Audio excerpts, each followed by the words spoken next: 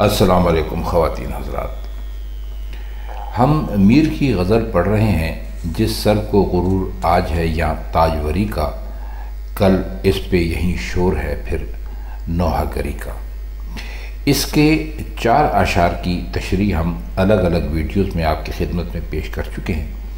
آج ہم اس کے 5ویں شعر پر بات کریں گے۔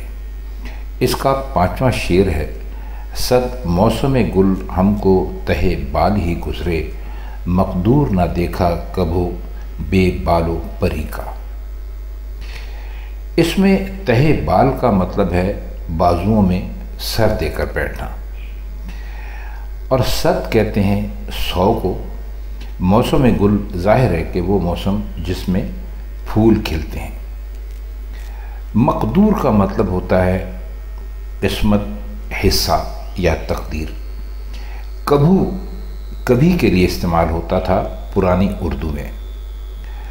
بے بالو پری تو بہت صاف ہے، یعنی جس کے نہ بال ہوں اور نہ پر ہوں۔ ہم اس سے پہلے آپ کی خدمت میں یہ حاضر کر دیں،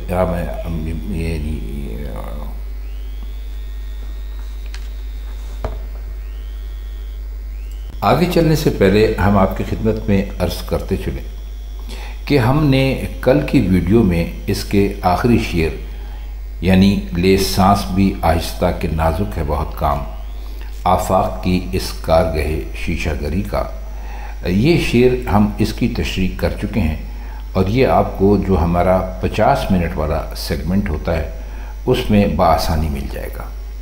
تو چلیے اب 5 نمبر کے شعر کی بات کرتے ہیں، جس کے بارے میں ہم نے آپ سے پہلے وعدہ کیا تھا کہ ہم آہستہ آہستہ آپ کو ان تمام اشعار کے بارے میں بتائیں گے اور ان کی تشریح کریں گے۔ اسے ایک عجیب و غریب شعر کہا جا سکتا ہے۔ یہاں لفظ استعمال ہوا ہے بے بال و پری۔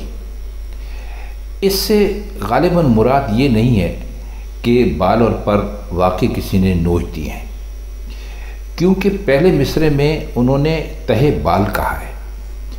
تہے بال یعنی بالوں کے نیچے، اور بالوں کے نیچے کا تذکرہ اسی وقت ہو سکتا ہے جب کہ بال موجود ہوں۔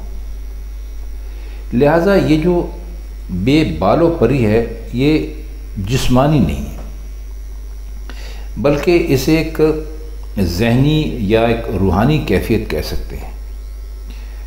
اب افسردگی کا یہ عالم ہے کہ بالوں پر رکھتے ہیں لیکن پھر بھی خود کو بے بالوں پر سمجھتے ہیں، اور اس بے بالوں پری کا مقدور آزمانے کی ہمت بھی نہیں ہوتی یا اس کا موقع نہیں ملا۔ اب اس شعر میں جو صورتحال ہے اس کی اگلی شکل جو ہے وہ میر کا جو دیوان اول ہے اس کے ایک شعر سے ہم واضح کرنے کی کوشش کرتے ہیں کہ چھوٹا جو میں قفس سے تو سب نے مجھے کہا، بیچارہ کیوں کہ تا سرے دیوار جائے گا۔ اب اسی دیوان میں ایک اور شعر بھی ہے جو اس کیفیت کا بالکل الٹ ہے، اور وہ شعر ہے کہ ہمت اپنی ہی تھی یہ میر کہ جوں مرغ خیال ایک پر افشانی میں گزرے سر عالم سے بھی۔ اگر تہو بال کے معنی اڑتا ہوا فرض کیے جائیں تو مراد یہ ہوئی کہ صد موسم گل ہم کو آوارہ گردی ہی میں گزرے اور ہمیں بے بالوں پر بیٹھنا کبھی نصیب نہ ہوا۔ بہت اچھے اشعار اسی طرح کہے ہیں کئی لوگوں نے۔ اس سلسلے میں خلیل الرحمن اعظمی صاحب کا ایک شعر پیش کیا جا سکتا ہے کہ نہ ہوا یہ کہ تہے دام کبھی سو رہتے، زندگی اپنی تو رسوائے پرو بال رہی۔ لیکن تہے بال یعنی بازوؤں میں سر چھپائے ہوئے جو معنی ہیں وہ ذرا بہتر معلوم ہوتے ہیں، اور بے بالوں پر کا مقدور نہ دیکھنے سکنے سے مراد یہی معلوم ہوتی ہے کہ خود کو بے بالوں پر سمجھا اور اس بے بالوں پری کا بھی عزم اور قوت آزمانے کی ہمت نہ ہوئی۔ تو خواتین حضرات، یہ اس شعر کا کچھ مطلب تھا جو ہم نے آپ کی خدمت میں پیش کیا، اور اس طرح اب یہ غزل ختم ہوئی۔